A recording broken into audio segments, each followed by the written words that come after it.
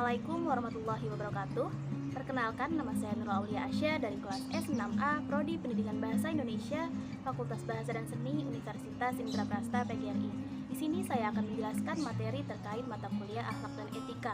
Materi tersebut diantaranya yang pertama, pengertian akhlak dan keutamaannya. Yang kedua, adab atau etika belajar dalam Islam. Yang ketiga, etika beragama, berbangsa, dan bernegara dalam Islam. Dan yang keempat, pengertian musyawarah dan etika berdemokrasi dalam Islam. Materi pertama yaitu tentang pengertian akhlak dan keutamaannya.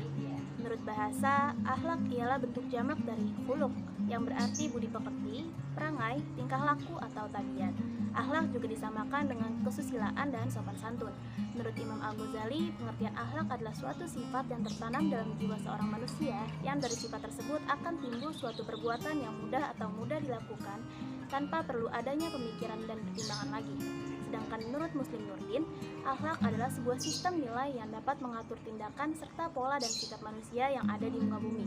Jadi, akhlak diartikan sebagai budi pekerti yang dimiliki oleh seseorang terkait dengan sifat-sifat yang ada pada dirinya.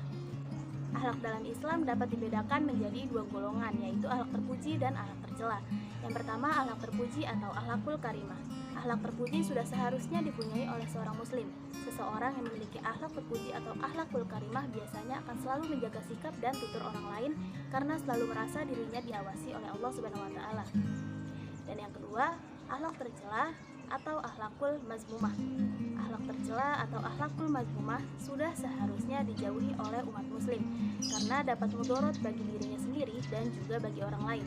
Seorang muslim yang memiliki dan memelihara akhlak tercela dalam dirinya akan menimbulkan penyakit hati dan dosa besar bagi dirinya sendiri. Terdapat dua faktor yang dapat mempengaruhi akhlak seseorang, yaitu faktor keturunan dan faktor lingkungan atau pergaulan. Dua faktor tersebut tentunya saling berkaitan satu dengan yang lainnya. Dari faktor keturunan, jika seseorang dilahirkan dari orang yang mempunyai akhlak buruk, mau tidak mau maka nantinya anak tersebut akan dididik dengan cara-cara dari orang tuanya yang berakhlak buruk dan berdampak pada akhlak buruk yang dipunyai oleh anak yang bersangkutan. Begitu juga sebaliknya. Sedangkan dalam faktor lingkungan atau pergaulan, jika orang terlalu banyak bergabung dan bersosialisasi dengan orang-orang yang berakhlak buruk, maka bukan tidak mungkin jika orang tersebut juga akan terpengaruh dampak negatif dari akhlak buruk dari orang yang bergaul dengannya. Apalagi jika orang tersebut masih berada dalam usia yang rawan seperti halnya remaja atau sedang beranjak dewasa. Beberapa keutamaan memiliki akhlak yang terpuji atau akhlakul karimah diantaranya: yang pertama, berat timbangan amal baiknya di akhirat. Yang kedua, dicintai Rasulullah SAW. Yang ketiga, memiliki kedudukan dan derajat yang tinggi di akhirat. Dan yang keempat, dijamin rumah di surga. Materi kedua yaitu tentang adab atau etika belajar dalam Islam. Salah satu adab yang diajarkan dalam Islam adalah adab menuntut ilmu. Adab dalam menuntut ilmu sangat diperlukan. Bahkan Imam Malik pernah berkata pada orang Quraisy, "Pelajarilah adab sebelum mempelajari suatu ilmu." Maka dari itu sangat penting untuk mempelajari adab terlebih dahulu sebelum menuntut ilmu. Berikut ini adalah 10 adab dalam menuntut ilmu yang perlu diketahui, diantaranya niat karena Allah, selalu berdoa, selalu bersungguh-sungguh, menjauhi maksiat, selalu rendah hati, memperhatikan penjelasan, diam menyimak, menghafalkan, mengamalkan, dan mendakwahkan. Adapun adab belajar dalam Islam yang dikutip dari buku Akidah Akhlak Madrasah Ibtidaiyah oleh Fida Abdillah dan Yusak Burhanuddin. Yang pertama, meluruskan niat ikhlas belajar untuk menuntut ilmu agar lebih dekat dengan Allah Subhanahu wa taala. Yang kedua, membaca doa sebelum mulai belajar agar Allah memudahkan kita untuk memahami semua yang dipelajari. Yang ketiga, menyimak dengan khidmat penjelasan guru dan tidak memotong penjelasan tersebut kecuali diizinkan. Yang keempat, bila ingin keluar kelas, minta izin kepada guru. Yang kelima, menjaga ketenangan dan kebersihan lingkungan. Kemudian, bila pelajaran telah selesai, periksa buku dan alat tulis agar tidak tertinggal atau tertukar dengan orang lain. Hindari menggunakan atau membawa pulang barang milik orang lain tanpa izin. Perhatikan nasihat dari guru dan diamalkan. Menghormati guru, menghargai pengorbanan guru, bersopan santun kepada guru, patuh kepada perintah guru, disiplin ketika sedang belajar, belajar secara teratur dan terus-menerus, tidak terpengaruh orang lain atau tidak tergoda dengan aktivitas lain, tidak mudah putus asa, dan membaca doa setelah usai belajar. Materi ketiga yaitu etika seorang muslim dalam berbangsa dan bernegara. Secara etimologi, kata etika berasal dari bahasa Yunani yang terdiri dari dua kata, yaitu ethos dan etikos. Ethos berarti sifat, watak, kebiasaan, tempat yang biasa. Etikos berarti susila, keadaban, kelakuan, dan perbuatan yang baik. Secara garis besar, setidaknya ada 3 etika seorang muslim dalam kehidupan berbangsa dan bernegara, yaitu yang pertama, menegakkan keadilan dan kebenaran.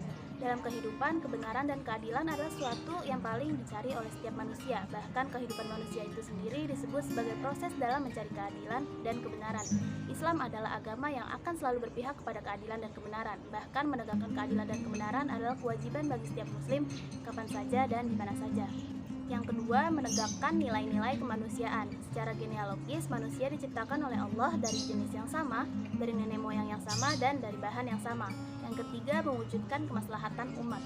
Inti daripada syariat Islam adalah terwujudnya kemaslahatan umat. Kemaslahatan ini bisa bersifat material maupun non-material, baik untuk dirinya dan juga untuk orang lain. Kemaslahatan adalah sesuatu yang bersifat universal, berlaku di mana saja dan kapan saja, sehingga harus diperjuangkan oleh setiap manusia. Materi terakhir yaitu tentang pengertian musyawarah dan etika berdemokrasi dalam Islam. Menurut Quraish Shihab, istilah musyawarah pada dasarnya hanya digunakan pada hal-hal yang baik dan bermanfaat. Abdul Hamid Al-Ansori mengatakan bahwa syuro atau musyawarah berasal saling bertukar pendapat, mengenal atau meminta pendapat mengenai suatu masalah, atau meminta pendapat dari berbagai pihak. Kemudian dipertimbangkan dan diambil yang terbaik demi kemaslahatan bersama. Orang yang bermusyawarah laksana orang yang minum madu. Musyawarah dalam konteks kehidupan sosial sangat penting, terutama dalam rangka mencari solusi atas berbagai permasalahan, karena dengan musyawarah maka akan ditemukan berbagai pandangan atau pendapat dari hasil kerja keras akal sehingga bisa menjadi alternatif bagi berbagai persoalan. Dalam Islam, setiap persoalan yang terkait dengan orang lain harus diselesaikan dengan jalan musyawarah, karena dengan jalan ini akan adanya keterbukaan dan kerelaan. Sebaliknya, jika persoalan diselesaikan dengan sepihak, sudah dipastikan akan terjadi keterpaksaan yang pada akhirnya bukan solusi yang didapatkan, akan tetapi justru masalah baru. Oleh karena itu, Islam menempatkan musyawarah sebagai cara yang paling penting untuk menyelesaikan persoalan. Salah satunya yang terdapat dalam Al-Quran Surat Al-Imran ayat 153, "Ingatlah ketika kamu lari dan tidak menoleh kepada seorang pun, sedang Rasul yang berada di antara kawan-kawanmu yang lain memanggil kamu. Karena itu Allah menimpakan atas kamu kesedihan atas kesedihan, supaya kamu jangan bersedih hati terhadap apa yang luput dari kamu dan terhadap apa yang menimpa kamu. Allah Maha mengetahui apa yang kamu kerjakan." Kemudian ada demokrasi. Demokrasi mengandung nilai-nilai, yaitu adanya unsur kepercayaan yang diberikan oleh pemerintah kepada rakyat, adanya pertanggungjawaban bagi seseorang pemimpin. Menurut Abdurrahman Wahid, nilai pokok demokrasi adalah kebebasan, persamaan, musyawarah, dan keadilan. Menurut Aswad Mahasin, agama dan demokrasi memang berbeda. Agama berasal dari wahyu, sementara demokrasi berasal dari pergumulan pemikiran manusia. Namun, tidak ada halangan bagi agama untuk berdampingan dengan demokrasi. Adapun prinsip demokrasi dalam perspektif Islam meliputi asyuro, al-adalah, al-amanah, al-masuliyah, dan al-hurriyah. Yang pertama, musyawarah atau asyuro. Prinsip ini menjelaskan cara pengambilan keputusan berdasarkan kesepakatan bersama, dengan mengutamakan kepentingan umum daripada pribadi atau golongan. Kedua, adil atau al-adalah. Artinya adalah penegakan hukum di berbagai sektor kehidupan sehingga berjalan adil dan bijaksana bagi semua orang. Yang ketiga, memenuhi kepercayaan atau al-amanah. Setiap orang yang terlibat dalam demokrasi wajib menjaga amanah yang dititipkan saat musyawarah. Yang keempat, tanggung jawab atau al-masuliyah. Setiap muslim wajib menyadari jabatan dan kekuasaan adalah amanah yang harus dilaksanakan. Mereka yang dititipi amanah wajib bertanggung jawab di depan Allah Subhanahu wa taala dan yang mempercayakannya.